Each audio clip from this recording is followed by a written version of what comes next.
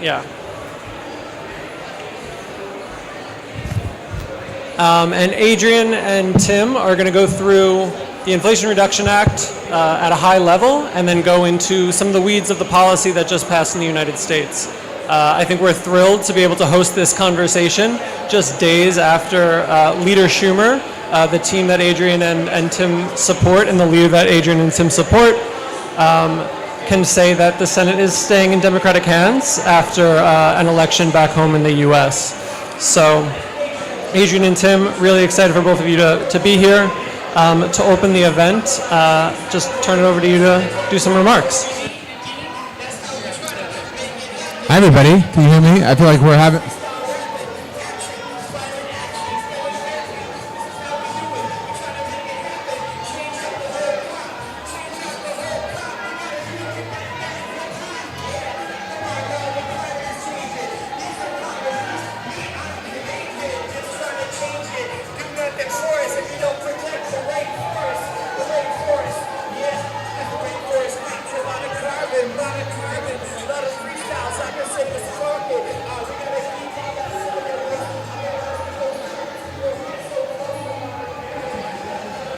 Okay, that was awesome.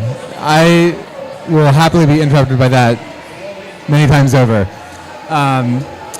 Well, thanks first of all for inviting us to come speak to y'all about our favorite topic, the Inflation Reduction Act.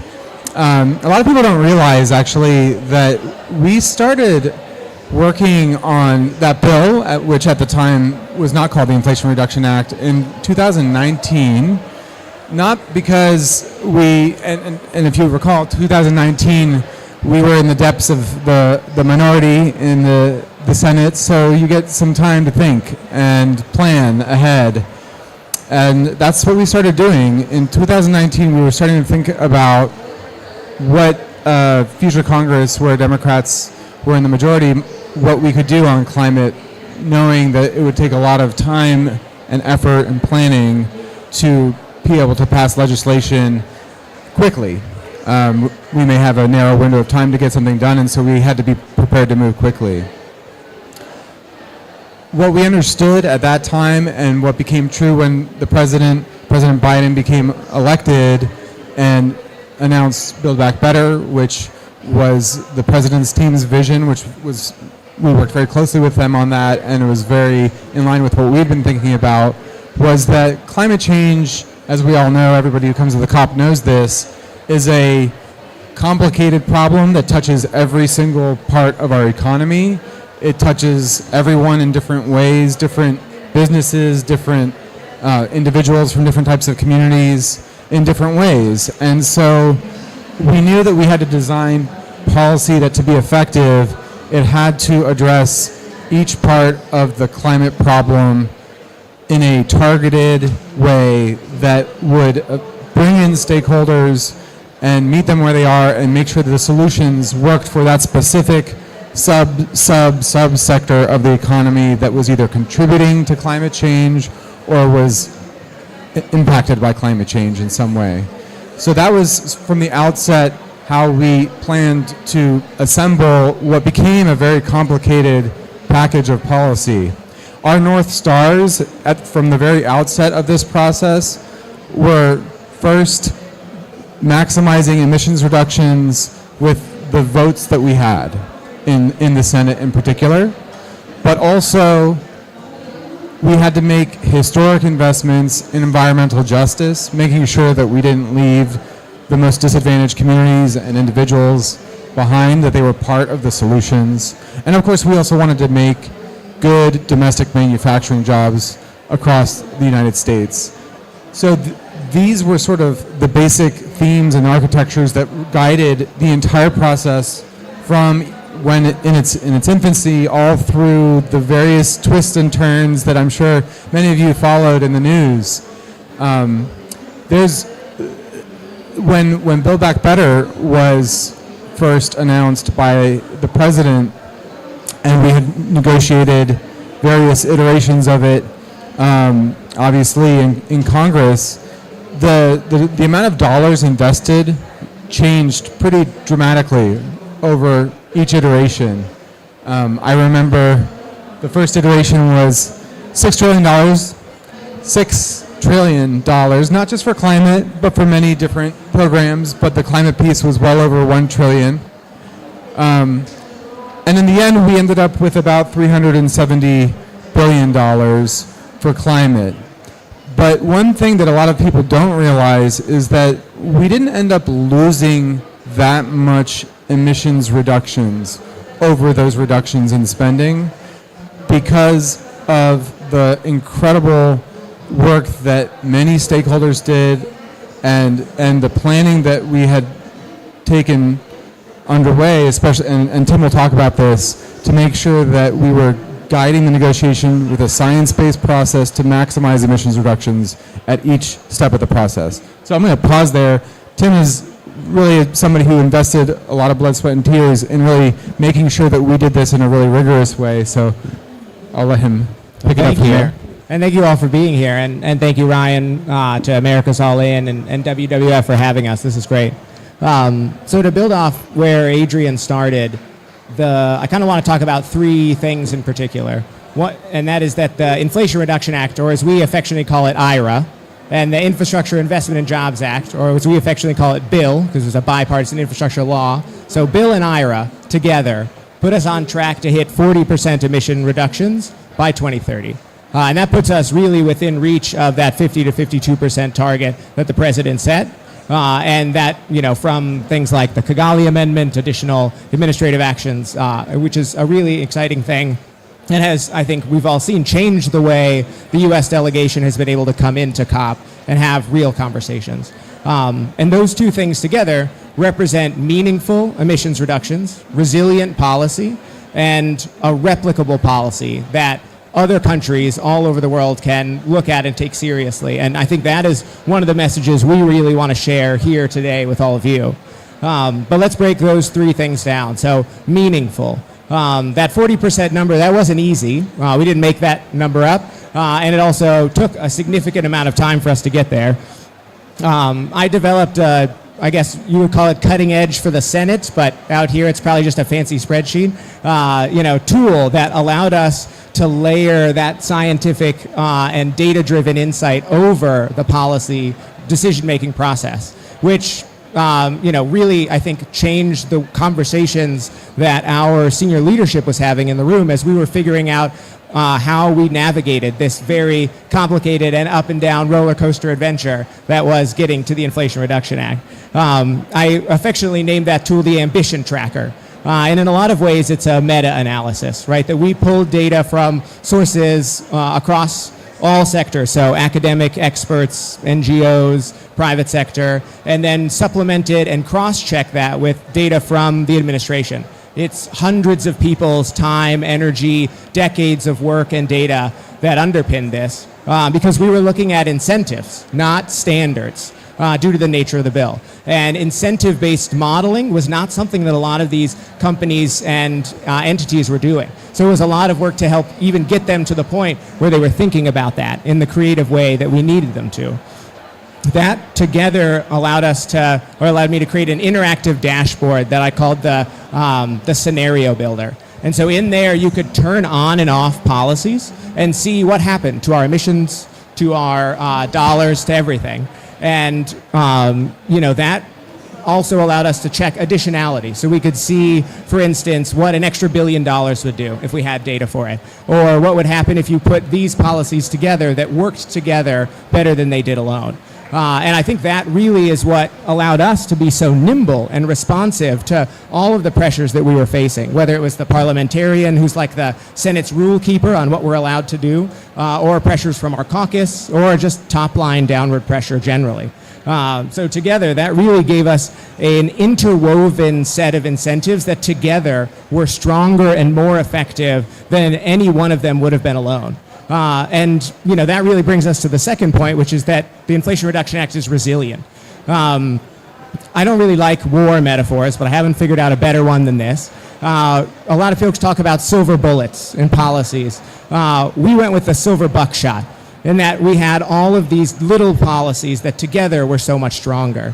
And it's a lot harder to water down or stop 100 plus policies, hundreds of financial mechanisms working together than it would be if we had one carbon tax or one clean energy standard. And I think that is one of the things that is really going to be, in the future, we'll think back on as a really valuable aspect of this. The second piece that makes it resilient is this, that it's an act of Congress, right? It's not an executive order, which is really where most of our action has been so far. That and agency standards. Because of that, we have been able to put in place 10 plus years of economic policy, and that policy is going to change the market. And I think that that is something that it's undersold as to how valuable that's going to be here. And I want to focus in on one piece in particular, and that's 45X, which, by the way, is like the coolest name for a tax credit ever. But it's the manufacturing production tax credit. That tax credit incentivizes the production of batteries, solar panels, and wind turbines. And when you look at where those facilities are going to be built across this country, with wind being clustered kind of in the Midwest, EVs maybe down in the Southeast, and then solar across the country, but also largely in the Southwest, that changes the political map in the future for conversations about climate. And that is a really exciting thing when you think about the constituencies who are going to care about these policies going forward. And it's one of the reasons why I think this will be durable and resilient as we look forward, not just this decade, but in the decades beyond. That really is us doing industrial policy for the first time since the New Deal, which is just such an incredibly cool and exciting thing. And it's one of the reasons why I think it's so replicable. On that front, we wanted to create a kind of a roadmap, if you will, that, that there are kind of three general things about the Inflation Reduction Act that I think are especially replicable. One is focusing on incentives, because you can have a conversation about climate that is about jobs, that's about environmental justice, it's about investing in communities. It's not standards and sticks, which is so much of the conversation up until now. Second is interwoven incentives. So not just one big incentive program, but many little programs that are focused on pain points within each of the different sectors. And let's come back to that in just a second. But the last piece is really the market changing effect, is focusing on how can we change markets and how can we ensure that the legacy of this policy goes far beyond. I think as we're here at COP and we have meetings with our fellow countries, our bilateral meetings, that is a message that we are trying to deliver strongly. There's no reason to be grumpy that IRA exists. You can have your own IRA at home, which is really great. But let's go back to that piece on the pain points. One of the things that we were able to put together, we call the industrial emissions module. It's the second biggest emissions reducer within the bill. Huge. And it really focuses on the industrial sector, and we found that there were three key pain points there. First was that companies didn't have a ton of capital up front to make investments that would allow, even 6-month return on investment efficiency upgrades. These are companies that are internationally traded commodities. Their margins are razor thin, so they just don't have that capacity to take risks. The second was that these companies were using technologies that either had process emissions that were going to be almost impossible to remove, or that they needed feedstocks that were currently dependent on fossil fuels. So we needed to find a way to bring the cost of those technologies down. And there wasn't a guaranteed market for any of the stuff that they were doing yet. We don't have buy clean mandates in most places in the US yet.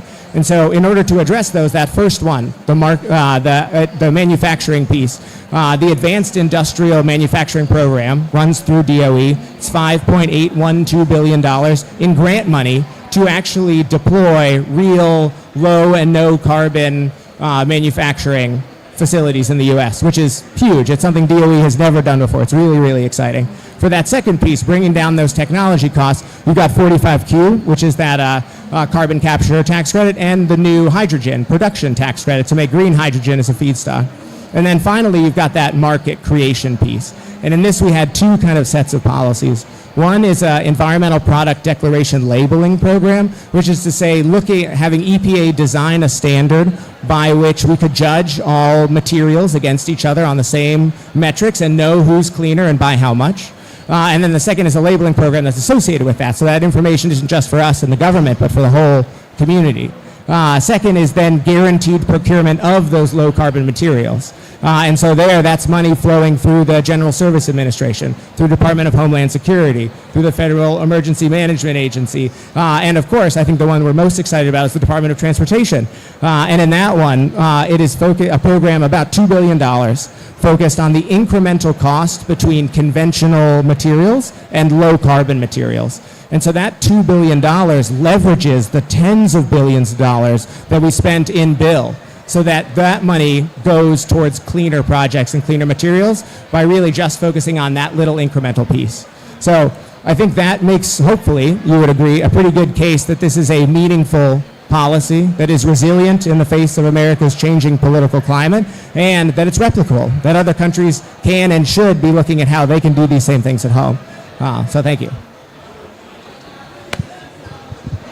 Thank you both so much. Those are really, I think, helpful introductory remarks, because you touched both on, some of the key provisions that you were just rounding out there, Tim, while also going into the detail of the process. And I do think that point on interconnectedness and nuance is really remarkable and really interesting relative to, where the discussion had been with climate policy in the U.S. for the longest time, or where it hadn't been. So I'm curious, and maybe Adrian, turning to you, if we can dive a little bit more into additional provisions that you would like these audiences to know about, and maybe keeping in mind both a U.S.-based audience that is, now taking on the role of understanding the IRA and figuring out how they can plug into it, and then, I think furthermore to the audience that makes sense at COP, of those who might be interested in replicating or seeing, how some of these policies might be possible in different contexts too. So maybe just more on, favorite provisions or Sure. Yeah. Whenever anybody asks me that kind of question, my brain immediately pulls up this pie chart that Tim created in this tool that I would look at often. And the pie chart shows the emissions reductions from each sector of the economy and all of the different policies that were kind of feeding into the sectoral emissions. So we had different policies, obviously, for the electricity sector, clean energy deployment type policies, transmission policies. We had carbon capture technologies. We had the transportation sector, which obviously includes reducing emissions from cars through rebate consumer incentive programs like rebate programs or tax credit programs, but also medium and heavy duty vehicles to a lesser degree, but also included the aviation, maritime shipping sectors were part of transportation. Then there's the land sector, which includes agriculture related emissions, forestry, land conversion emissions. There's the building sector, which includes certainly a lot of consumer-facing incentives. We had really great new low-income consumer rebate programs for buying a heat pump or energy-efficient appliance, things of that nature that complement tax credits that were beefed up but already kind of existing in the code. Point-of-sale rebates to us were really important new innovation in this, both for the building sector, but also for the transportation sector, to make sure that we overcome some of the barriers that consumers often face with traditional tax credits, where you don't really get the money until you file your taxes. Not everybody files their taxes. So that was really important part of the building sector, but buildings wasn't just dealing with people's homes, it's also commercial buildings, which is a huge share of emissions. So we had a lot of tax policy, we had federal procurement policy to deal with building emissions in that space as well. So we really, there's a lot to absorb. For me, I actually think, in addition to 45X that Tim mentioned for new manufacturing incentives, I think when we look back on this bill 10 years from now, it may be actually that 45X will be one of the most transformational, not from an emissions perspective, but the degree of economic impact that it has and economic transformation it has for reinvigorating the U.S. industrial manufacturing sector, I think is something that didn't get a lot of focus it kind of was a little bit of a sleeper and sneaker policy that got in there late in the process, so it wasn't getting a lot of focused attention. But that's certainly one that I think is very important. But also, as I mentioned, consumer incentives, I think we could have done a lot more, and that will be something that we will certainly be focusing on in the future.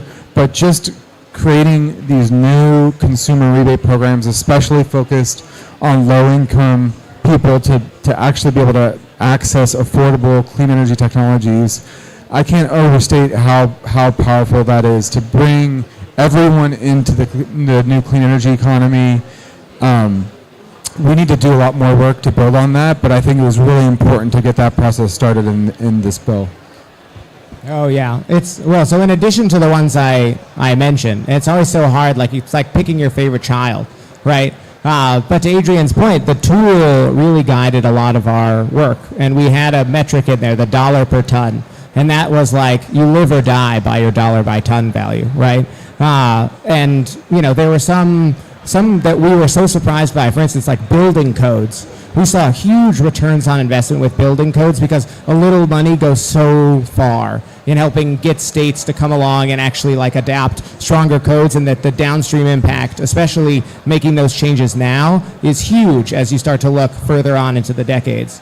I think we have to mention the Green Bank, which is just going to be a revolutionarily cool system. I think it's one of those. It's a mechanism that we've seen work on the state level, and to now imagine what the federal version will look like and how it will work closely with those its state counterparts. I think it's just going to be incredibly exciting, not just from the emissions piece, which we spent a lot of time thinking about, from environmental justice as well. Really thinking about how that's going to start to transform communities. I think another one that doesn't get enough attention or enough love, some of the work that we did in the ag sector, especially in the conservation work. Adrian just gave a great talk about this at the TNC Pavilion. But they're, thinking about how those investments in low carbon ag are just going to be transformative for farmers, sequestering carbon, and it's one of those win-win-win type policies. There are so many. Each sector, I think, has its bright shining stars, but the whole goal of how we approached the analysis and how we constructed the bill was to make it so that, barring a couple particular policies like the clean energy tax credits, which are just so powerful in their own right, that there was not one particular policy that you could target and take out, and instead that it was them working together, right? And really trying to build as interwoven a web as possible, which really I think served us well as we continue to face downward pressure on our top line and continue to have to be nimble in the face of all of these changes. Yeah. That's a phenomenal, I think, last point to make, too, is just bringing it back to, Adrian, how you had set it up in the beginning, the context of these negotiations that went on for the longest time. And it's incredibly commendable that the climate and clean energy provisions within the broader context had such a longevity and strength when we got to the final package. I think we'll want to toss it to the audience in just a minute, but maybe prior to doing that, if you have any more maybe final initial reflections on the process or the act before we toss it out.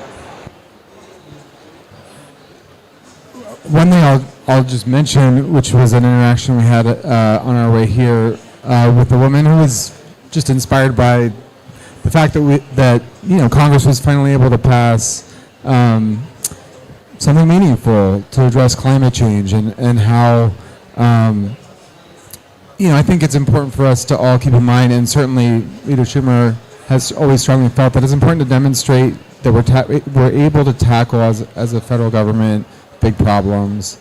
And legislation is tough. Getting big bills passed is tough, to say the least. But this legislative process was the result of a lot of hard work of literally thousands and thousands of people, both inside the government, stakeholders outside the government, and truthfully, that's how it should be. That's how the process should work. It should involve a lot of people to get a lot of different perspectives to get something done. There's always going to be room for improvement and room for growth, and that's why we're going to keep coming at this problem. Climate is not a problem that I think any one piece of legislation can solve, but it is important to show meaningful progress, and I think that it was certainly, we appreciate the progress that was made, but there's nothing better than hearing from a young person the inspiration that it provides them to hopefully they're the next generation of people that get into the mix and pass the next bill. Most definitely. I'm running through the spreadsheet in my mind of like other programs I wanted to talk about. And so maybe I'll drop a few out there, and if folks are interested, we're happy to talk about them. Or if there are particular sectors that you're interested in, happy to chat about all of them. The rural co-op program was a real sleeper, and I think it'll be really exciting to see how that program comes together in the next couple of months. I think that has some real potential, as well as the LPO, the Loan Program Office funding through DOE. Some really exciting stuff in there that's worth taking a look at closely. The commercial electric vehicle tax credit, I think it's going to be revolutionary, especially when paired with the used EV tax credit, which is a really cool thing that we've never tried to do before.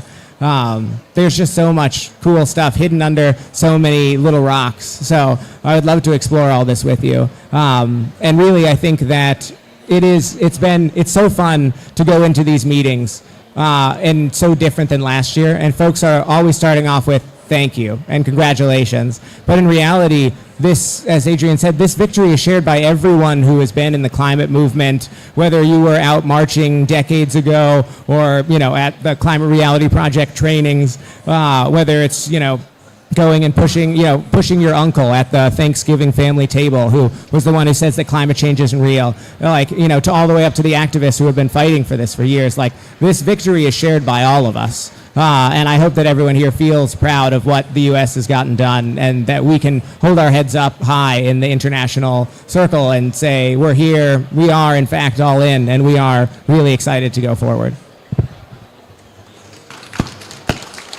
Thank you both. Let's turn to audience questions. I'll do some mic running. Quick question. Sorry, that was really loud. Sorry about that. Quick question. Why did electric bikes not stay in? I mean, why?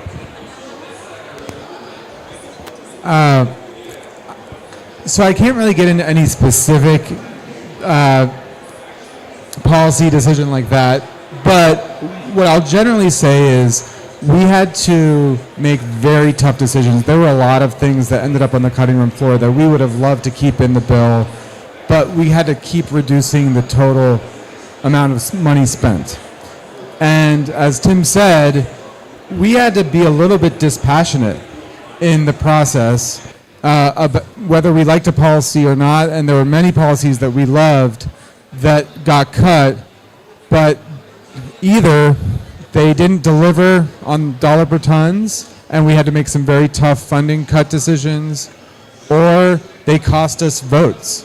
And if it costs us one vote in the Democratic caucus, whether we loved it or not, it wouldn't survive because we wouldn't get the bill passed. So the answer is true for, if you ask me about any provision that gets cut, which is that it either costs us a vote or it cost money that we didn't have and it wasn't delivering on our metrics that we had to deliver on. Hello. First of all, thank you. I know it took a lot, having lived in DC and in that machine for, thank you for a sausage that can deliver, first of all. So I have a two-part question. One is the 10% gap, and what influence do you think will address the 10% gap? Specifically, the two big levers that have been identified is local action and regulation. How do you see that could be influenced? And the other is adaptation. How do you think this will either directly or through bill influence adaptation? Maybe I'll start and then I'll kick it to Tim. When you say the 10% gap, I assume you mean relative to our NDC to the 50% target. and the bill, as Tim stated, would reduce approximately 40%. Now, that is an approximate 40%. That's the number that we cite, but there's, like with any modeling, there are error bars around that, and it could be lower, it could also be substantially higher, and a lot will depend on the uptake of, in large part, the private sector, the business community of a lot of these different incentive programs. Certainly the tax credits are unbounded in the upward direction or the downward direction, so they could spend a lot more than what the modeling assumes. So that's thing one. But in addition to regulation, which we think will do a lot, federal regulation to close that 10% gap, we also expect states to really, in a way, success begets success, both in terms of private sector adoption of clean technologies, but also in terms of policies that are implemented at the state level. We're going to have more and more states, I think, as a result of both federal policy and other states passing successful state policies, adopting more ambitious policy, and I think that will help close the gap as well. I know there is analysis happening on this exact question that will probably be really soon, and Tim is our analysis guru, so I'll take it to him on. Oh yeah, we love numbers. So happy to say there. I think the GCAM report by UMD has already come out at this point, but they've done a gap analysis. Our friends over at Energy Innovation, I know, have been working on one. I think those are the two big ones that I've heard about. I know Rocky Mountain Institute was looking at it, although I don't know how far they are along in their process. But happy to connect afterwards to talk about like sources and whatnot for that. But yeah, I mean, to build on what Adrian said, one of the things we've always looked at is again, that interwoven incentive piece, but those incentives also weave in beautifully with the standards that our agencies can set, right? That if you have bring down the cost of electric vehicles, it changes the conversation for what is feasible for the average American to purchase when it comes to EPA looking at setting rules around vehicles, right? There is a give and take between these two, Mike, and that is a beautiful synergy that, again, we're going to continue to work on trying to build up. I think that I feel confident that we will get there. I feel confident of where we are at this moment, and again, right, that 40% represents the mid-range of our number. But if you look at Rhodium, similarly, 40% is about the middle for them. Energy Innovation, similar 40%. Jesse Jenkins, similar. DOE, even similar, right? The fact that there is that much consensus around where we got to, I think, is incredibly exciting. And I think that, it'll be looking at these reports from those same modeling groups, looking at what it takes to get those next steps, CAFE standards and whatnot. I think it leaves us in a really attainable place. And again, it's one of the reasons why I think we can hold our head as high as we can while we're here. And I'll just take the opportunity to plug the latest America is All In report, which released on Monday, and is one such report led by the University of Maryland Center for Global Sustainability, with RMI and WRI helping out, but shows exactly to that point the pathways for achieving the US NDC with continued state and local action, private sector action. So happy to share that too. It's a great report. You should check it out. I forgot to say one thing. Those of us that work on federal climate policy, it's not like we're sleeping all the time. We're still employed. So we have the next 8 years to do more. And I think we're not done. We're going to keep working on it, regardless of what Congress, the control of Congress is. We passed legislation that can reduce emissions on a bipartisan basis many times, including in this Congress. We passed we ratified Kigali. We passed the bipartisan infrastructure bill, which reduced emissions. And although the bipartisan infrastructure bill reduced emissions only about 2% below business as usual, those little increments really do add up. If you keep doing it every couple of years, another bill that reduces another 2%, you can close that 10% gap. Oh, you had also asked about adaptation. Sorry. The work that we did in Bill is a bunch of resilience and adaptation focused work, and I think there are some really exciting and replicable programs in there also. Ecosystem restoration investments. So happy to chat more about that, but I apologize.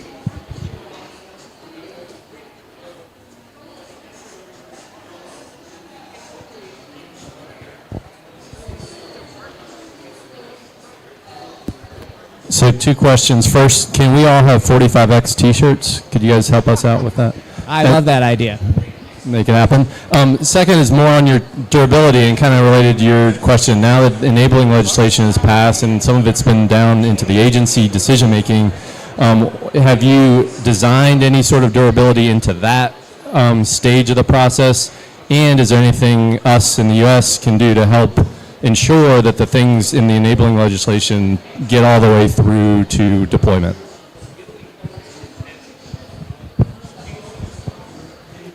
So it's pretty rare for, in the case of tax credits, for there to be significant or really meaningful changes from one administration to another in terms of tax credit guidance that under whatever administration. I can't remember the Trump administration, for example, revisiting Obama administration tax credit guidance. Maybe somebody can correct me if I'm wrong about that, on the clean energy tax credits. And we had those clean energy tax credits when we did our big extension in, I guess, 2015. Those were durable through the Trump administration and Republican-controlled Congress. So while we do see a fair amount of churn on the regulatory side of policy, there doesn't tend to be a lot of changes on the money spending side of policy nearly as much, and certainly in the tax space.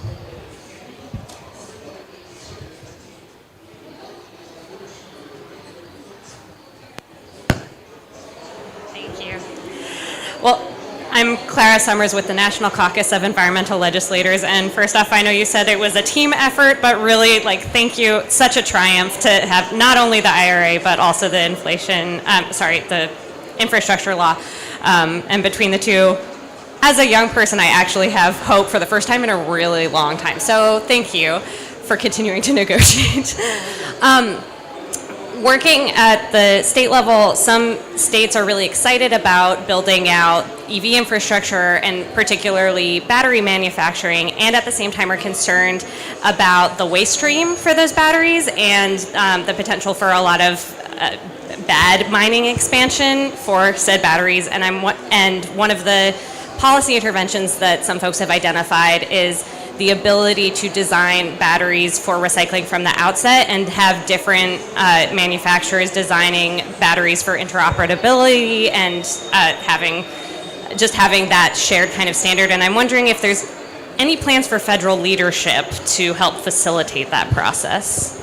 Well, one thing I can note is that in bill, there is actually money for battery recycling research and demonstrations, as well as the same thing on just the critical minerals front, right? And so it is something that many members of our caucus are really passionate about and really interested in, because we hear you. The last thing that we want to see is tons of batteries going to waste in landfills, right? There is so much of that material that can be returned and that is economical. But you're right that we have to be thoughtful up front about what happens at the end of life, right? I'll do a New York plug. In New York, we actually have the Remade Institute, which is really focused on end-of-life circular economy in the industrial process. And they're thinking about questions exactly like this. What do we do with these products? How do we design them up front? So I think there is leadership on this, and I think there already are funds out there to start moving that forward. And so happy to connect with you afterwards to make sure you can find the right folks at DOE to push and poke to make sure that money goes where we need it to.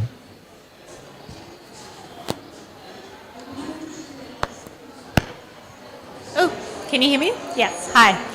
I'm from Australia and I work in the building sector, so it's really great to hear you talk a little bit about the measures for buildings in the IRA. I wanted to hear a little bit more about how much of the heavy lifting on emissions reduction you think commercial buildings will do, and specifically what are the things you're excited about or think more work needs to be done on? And are you doing a strong push on electrification and getting off of gas and promoting heat pumps in a retrofit context? Thank you. Oh yeah, we are super excited about Ken loves buildings. this question. You Yeah. have no idea how much he likes this question.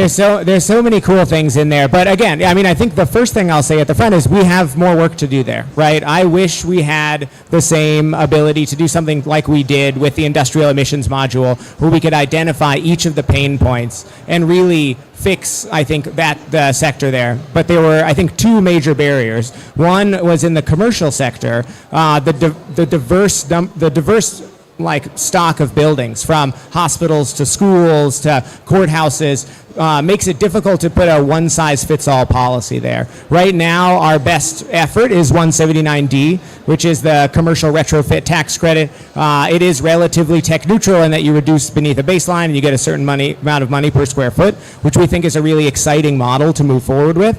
But there is more to fix there, especially when it comes to workforce training, to making sure we actually have the people to manage the buildings once they exist, so that the emissions reductions are really what we anticipate they will be, but also on the front end to install and manufacture those technologies. In the residential sector, you have a different set of pain points and problems. So again, you need a different set of policies. I think we were able to do a little bit of money in the manufacturing space, largely through the Defense Production Act.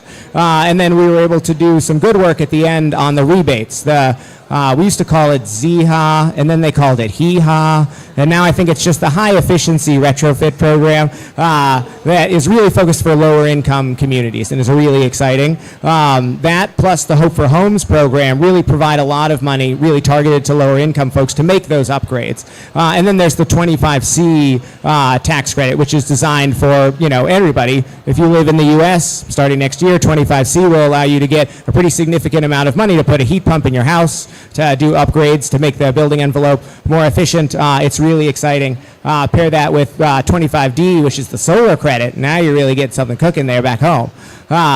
Those pieces are great, but at the end of the day, if your water heater goes out and it's the middle of the night, or your kid wants to take a shower and there's no hot water, and somebody shows up and all they have is the gas heater on the back of their truck, you're not going to sit around and say, oh, well, actually, I really want that heat pump, and I want to wait. We need to remove as many of those barriers to entry as we possibly can. And one of the things I think we really need to do is focus on the contractors, on the installers themselves, and finding a way to make sure that they are, number one, educated on this topic so that they know how to install them, and to two, make it so that maybe it's like some kind of incentive for them to be doing so. But I think it's really an area that we could continue to do more good work, even though I think we have done some really good work, and we are really excited about 25C and just heat pumps galore for everybody.